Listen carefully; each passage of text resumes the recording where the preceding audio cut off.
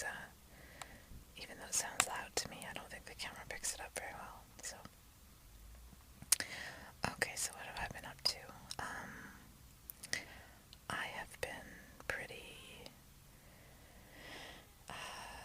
wrapped up with some serious self-investigation, I guess you could say.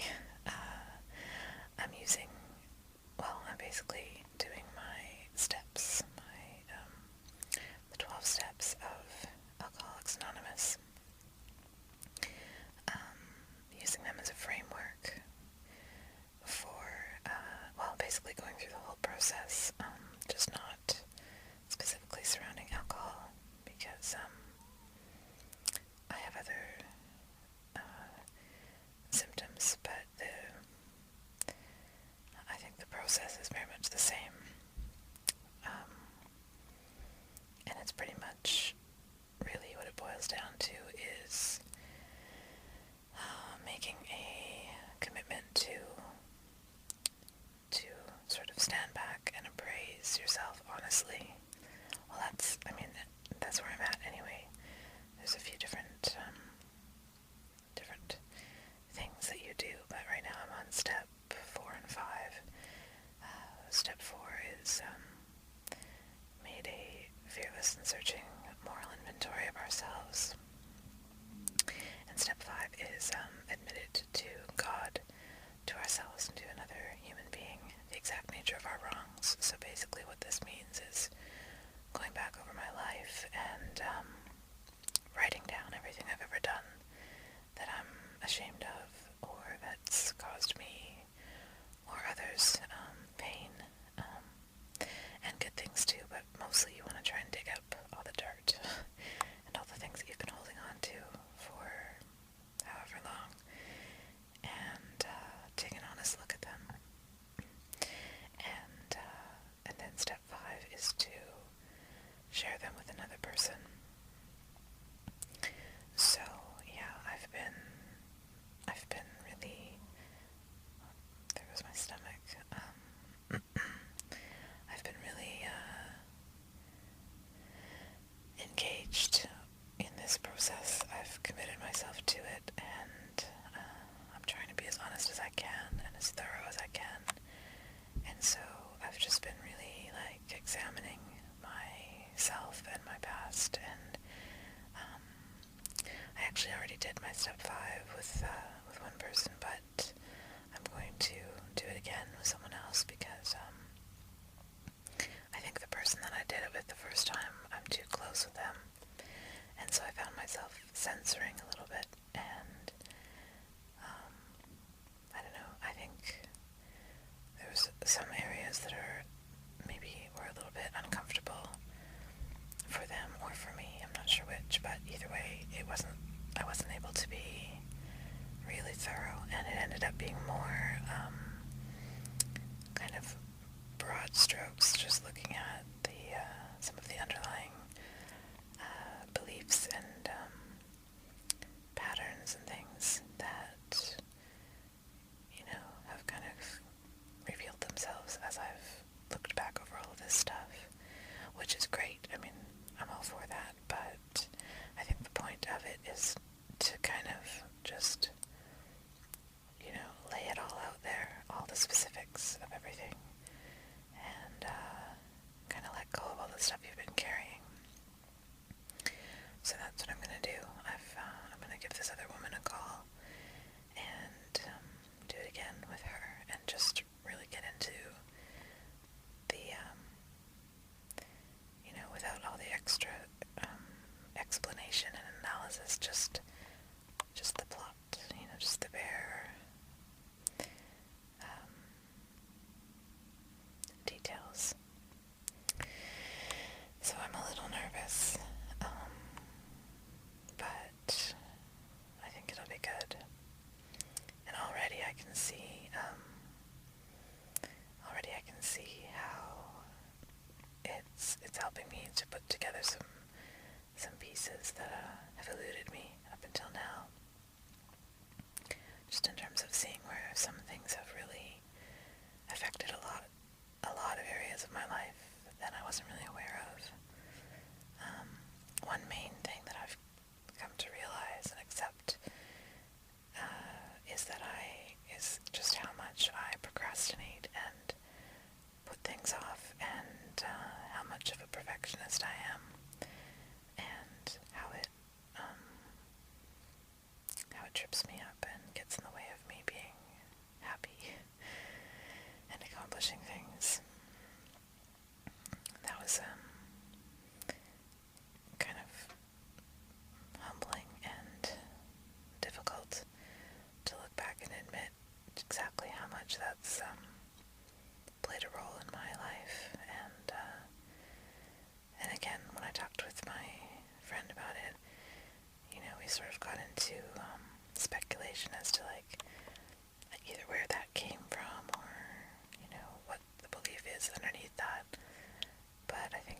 useful for me to actually kind of look at some of the main ways that I've allowed it to impact my life.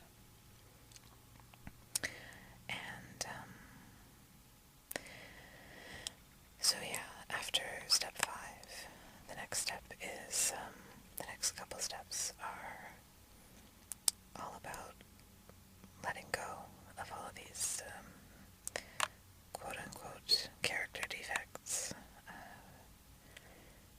and really letting them go, because a lot of the times the behaviors that we engage in, especially the habitual ones, and the defense mechanisms and all of that kind of stuff, they do serve us in some ways. So they're not all bad, or else we wouldn't do them, even though a lot of them cause us pain and get in our way. We started doing them for a reason, and we keep doing them for a reason. And I think the point is to realize that, just to really finally get to the point where you just don't want to do them anymore, and you're prepared to let them go, even though they have served you for a long time. Oftentimes they keep you safe, but they also keep you trapped, and, letting them go can be difficult and scary, but you're sort of doing it on faith that there is another way, and that the way that you've looked at the world up until now is not the only way that you can look at the world, and not the way you want to look at the world. And, so the next few steps are about really honestly getting to the point where you are prepared to let these things go and learn another way. And then the next steps after that are looking at the people that you've wronged and hurt. And for me, I find an important part of it, like a lot of the times people will just sort of make a list and, go say you're sorry. The next step is to make amends for the things that you've done. And, a lot of the times it's, just apologizing and asking for forgiveness, I guess. Which is fine, but the way that I've come to see it through talking with friends is that it's more about really understanding the nature of the wrongs that you've done, not just stopping at, this is kind of where the deeper analysis comes in. It's like to really understand exactly why something was wrong, and how it affected someone is important. And so I've already kind of been doing that a little bit. I mean, my mind sort of thinks about those things anyway, and so there's a few people that I already know or suspect I'll have to make amends to, and I've kind of been thinking, just letting it percolate a little bit in there, and thinking about exactly how I have affected these people. So anyway, this is the kind of stuff that I've been doing. So it's been pretty solitary for me, just spending a lot of time with myself and with just close friends, one-on-one discussions and that kind of thing. And I've also, I mentioned in one of my last videos, this Enneagram thing, this personality typing system that I got turned on to a few weeks ago. And I've been reading, I bought a book on it, and it's been blowing my mind. It's crazy, it's ridiculous how accurate this thing is. I can't even believe it. It's not really telling me all that much that I didn't already know, a few things, but mostly it's stuff that I already knew, but it's like everything I know about myself and try to deny or, gloss over or hide. It's pretty freaking accurate, and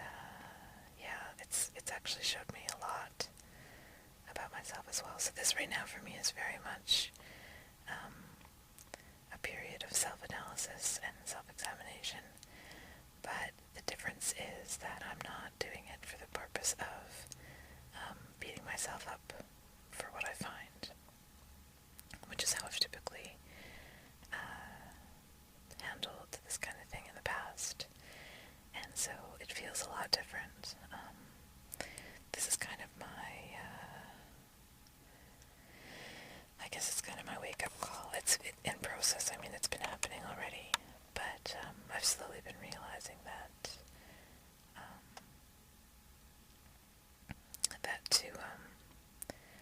to just judge myself, mercilessly, and meanwhile engaging blindly in all of these behaviors and these ways of interacting with people is really not getting me anywhere. So I've really been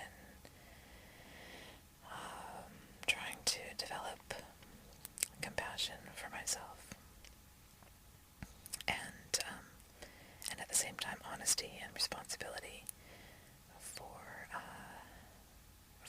what I can do, what my part is in really taking an active role in my life, and not playing the victim anymore, because I've never been a victim, but I have often pretended to be, and it's had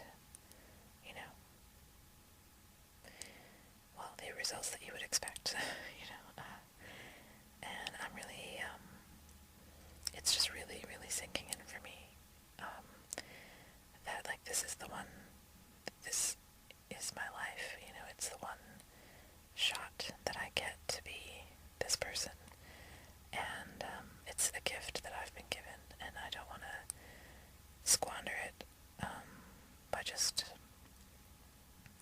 acting out of fear and holding on to limitations and, pretending that I am not capable of any more than what I've been doing. I've really been taking a lot of easy ways out, and, sooner or later, even if you can fool everyone else, you never fool yourself, and I just don't want to have to try and fool anyone anymore about anything, because I'd much rather be honest and have an authentic life. And I've known that for a long time, but I guess I am now, for the first time, prepared to do whatever it takes to reprogram myself and a lot of the things that I do, and just get honest. And it's exciting. It's really, really exciting. For the first time, I'm not putting it on anyone else. I'm finally starting to become comfortable with being alone for the time being, and not letting some fantasy, either a relationship gone wrong or some infatuation, crazy fantasy, eclipse reality, and finding that reality is actually a lot more fulfilling than the fantasy. I'm going to read one thing actually out of this book, if I can find it quickly. It's an Enneagram book. I might read from this in the future, because it's freaking amazing. It's just unreal.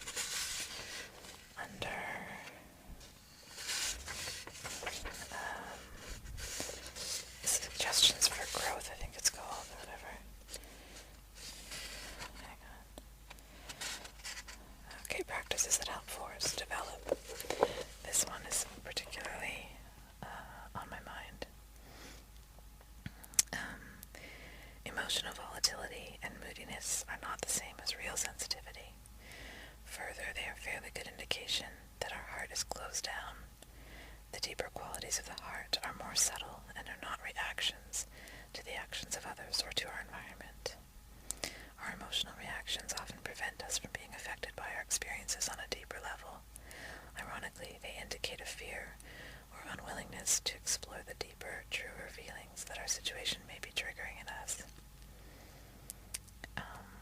Okay, actually, yeah, this one's pretty hilarious. Recognize the aspects of your fantasy self that are not in alignment with the reality of your life. Having creative goals is wonderful. Procrastinating because you feel that your genius is insufficiently recognized, or because you do not have the particular tools you need, or because it's easier to daydream about your talents, is self-defeating. Similarly, learn to accept and appreciate your genuine talents, and not to reject them because some other ability seems more glamorous or desirable. This is envy at its most self-destructive. That's like, right? Just, it makes me laugh because it's absolutely accurate. And that's basically where I'm at. It's like, I've lived for a really long time, believing that I have this potential that I'm not realizing, and having all these excuses and all these reasons why I can't,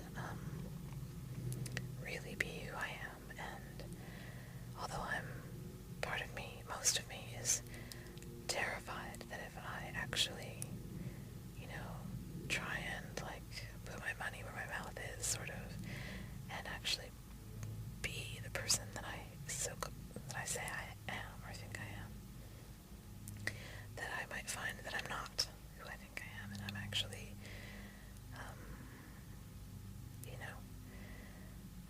I just don't,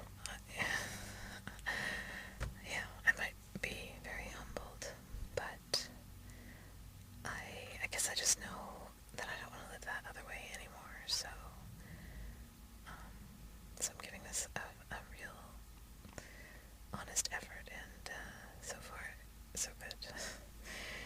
Oh my god, I'm at 20 minutes already. I guess I shouldn't even bother saying that I'll keep these short, should I? That's probably impossible for me. Okay, so enough about that stuff, although it's been on my mind like crazy. But, what else have I been doing?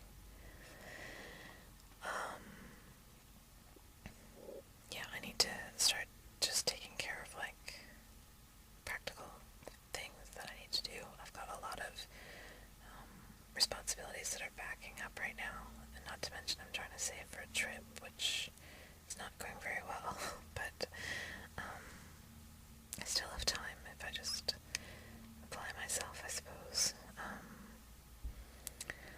I have taken a break from counseling while I do the steps because they're sort of pretty intense anyway, and I'll be seeing my counselor again when I finish.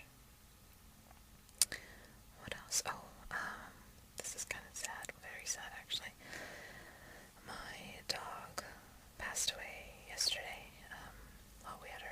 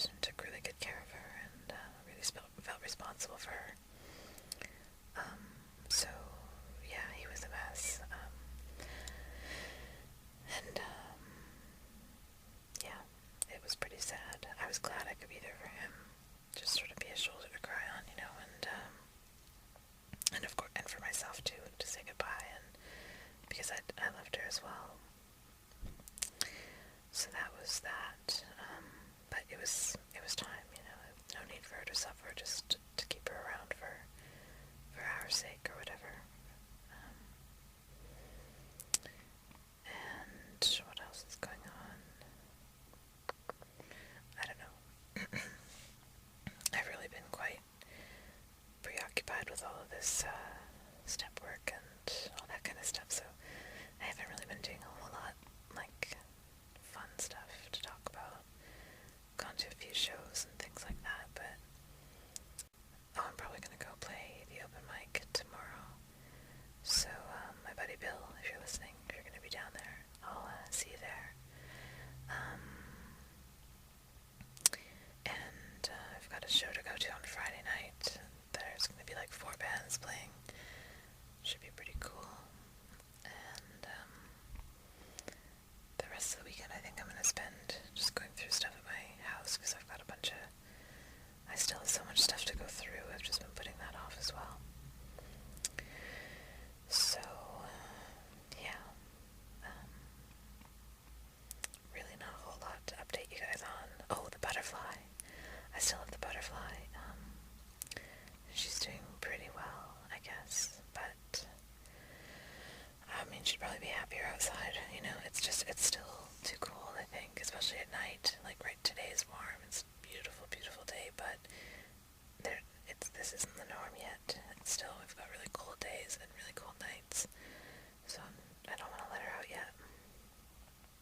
But she's basically in the cage still, and she's been eating oranges. That seems to be the best thing for her. I was giving her sugar water, and I made like a honey solution, honey and water, and then I would just feed her off my finger. But I think it was too concentrated, because she would have these like seizures after she ate. She still does it, actually, even when she eats the orange, but they're not as bad. And I don't know what that's all about. If anybody knows, I've tried to look it up and I can't find any information on butterfly seizures. Basically, like, not just her wings flap, but like her body twitches as well. And so I'm not sure if it's just like, you know, sugar rush, if she's going too long in between without eating or what. But it's like, I just hope she's not in pain or anything. I don't know. So I might take some video of her to show you guys, but she's sort of, lately she seems like agitated when I come near her cage. She kind of starts to flap around and stuff, so I don't want to, you know, stress her out. So I try not to really spend too much time too close to her cage. Or her house. Okay, anyway, I've rambled on long enough. I'm gonna make at least one rune video. That's another example of stuff that I've been putting off, and I'm sorry. It's the cycle that I get into where I turn something into an obligation for myself. Like, nobody's made me feel pressured from the outside at all. I start to feel like I'm not, you know, not meeting my self-made obligation, and then I feel guilty, and then I just, like, don't do it at all, and make it worse and worse and worse until, like, it's just what I do. So I'm gonna make a video right now, and I'm gonna, you know, plug away at them. And I don't mean to sound like I don't want to do them, because that's not the case at all. It's just what I do with things. So anyway, I'm gonna do them, and I just wanted to touch base and say hello. I know I don't make videos as much as I did at other times, but it's just because I've been trying to really focus on some other things at the moment, and I do really appreciate everybody's comments and people asking where I'm at and stuff. I don't really respond to comments as much as I'd like. So if anyone's listening who's commented and I haven't replied, it's not personal. I've just kind of gotten behind on commenting and videos and stuff, and I